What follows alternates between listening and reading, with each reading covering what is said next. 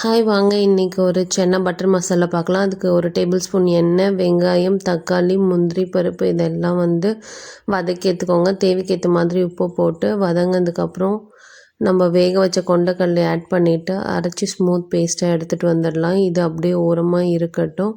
அதுக்கு அடுத்தது அடிகனமான பாத்திரத்தில் 2 டேபிள் ஸ்பூன் பட்டர் எடுத்துக்கோங்க.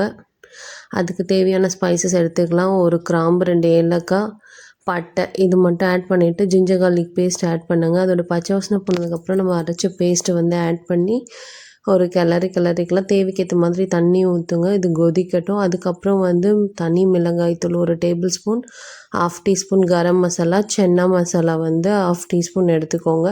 ஸோ இதோட பச்சை வாசனைலாம் போனதுக்கப்புறம் நம்ம வேக வச்ச கொண்டக்கடலை எடுத்துக்கலாம். ஸோ எல்லாம் நல்லா வெந்ததுக்கப்புறம் பட்டர் போட்டுட்டு ஃப்ரெஷ் க்ரீம் ஒரு 2 டேபிள் ஸ்பூன் ஆட் பண்ணிவிட்டு இறக்கிடு. அதுக்கப்புறம் நெக்ஸ்ட் வீடியோவில் பார்க்கலாம். பாய்.